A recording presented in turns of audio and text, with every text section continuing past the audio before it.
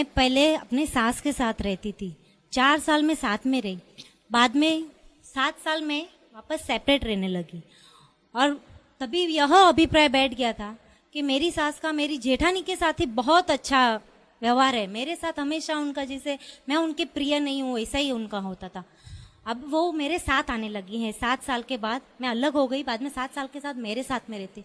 अभी यह अभिप्राय किसी हिसाब से छूटता ही नहीं है कि वो क्यों इनके साथ ऐसा करती थी और मेरे साथ क्यों अच्छा से रखती थी और मेरे साथ क्यों ऐसा करती थी। बहुत बहुत ही नसीबदार होते हैं जिन्हें अपने माता पिता का या सास का और ससुर का सेवा करने का मौका मिलता है। और ये मौका सामने से आकर तुम्हें मिल रहा है, तो ये मौका क्यों गंवा रही हो? ऐसी तो कोई तो हर्ष नहीं, सिर्फ ये पिछले अभिप्राय की वजह से ही ये सब हो रहा है। वो तो है, उतना ही कारण है। हाँ। अगर उतना अभिप्राय नहीं रहता तो तुझे कोई दिक्कत नहीं है। अपने पिछला अभिप्राय रखने की कोई जरूरत नहीं, क्योंकि वो खुद भी समझते हैं कि हमने जो गलती की थी, वो गलती की उनको भी खुद को एहसास है, और वो भूल के वो वापस तुझे तेरे साथ रहने को आ रहे हैं। वो तो सब भूल गए हैं, लेकिन तुम्हारे मन में जो ये अभिप्राय पड़ गया है वो किसको हैरान करता है? तुमको ही हैरान करता है। नुकसान किसको करता है? आपको ही नहीं नुकसान करता है।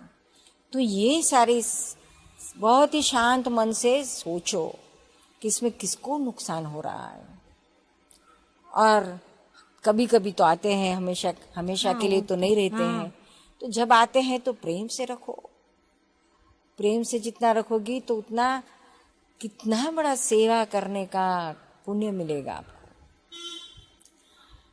सब बहुत नसीबदार रहते हैं, उनको ही माता पिता की या सास ससुर की सेवा करने का मौका मिलता है बुढ़ापे में। अभी ऐसी तो सेवा मिली नहीं, जब बहुत ही बीमार है, वो खटिए से उठ भी नहीं सकते हैं, ऐसी स्थिति में सेवा की तो उसे सेवा कहा जाता है।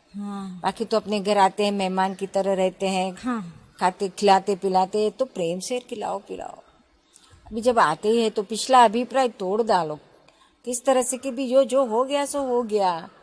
उस समय मेरा हिसाब नहीं था उनके साथ, मेरी जेठानी का था, तो उनके साथ का जेठानी के साथ का उनका व्यवहार पूरा हुआ, अभी मेरे साथ शुरू हुआ है। मगर तभी निरुमा मुझे ऐसा होता था कि वो जेठानी बहुत अच्छा से बात करती है, तो मुझे एक जत का यही अभिप्राय बैठ गया था कि वो ही उनके लिए अच्छी है, वो अच्छे से बात करती।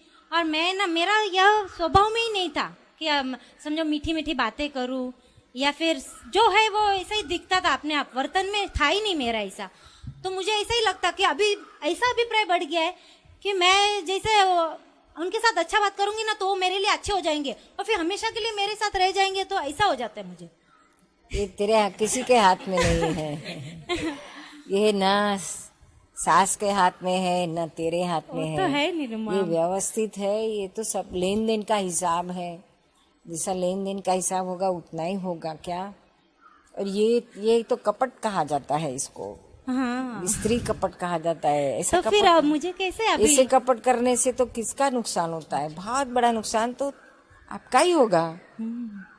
कितना अपना आध्यात्मिक स्पिरिचुअल लेवल ऊपर लाने के लिए हम कितनी मेहनत करते हैं, कितना सारा सत्संग करते हैं, अपने अंदर का इंट्रोस्पेक्शन करते हैं, अपनी गलतियों में से बाहर निकल कर पुरुषार्थ करते हैं। तो फिर ये एक और ये करते हैं पुरुषार्थ, और दूसरी ओर ये इतना कपट करने से हमारा कितना आध्यात्मिक लेवल डाउन चले जाता है। कुदरत के हाथ में छोड़ दो, हमारे किसी के हाथ में नहीं है। ऐसा सोचने से कुछ नहीं होता है क्या? ऐसा सोच रही थी तो भी देखते रहे वहाँ आ रहे ना, अभी पहले नहीं आते थे तो आ रहे ना, तो कुदरत के हाथ में है। समझ में आया ना? और प्रेम से करो, और आ भी गए हमेशा के लिए तो भी क्या हर्ज है, अपनी सेवा करने का मौका मिलेगा।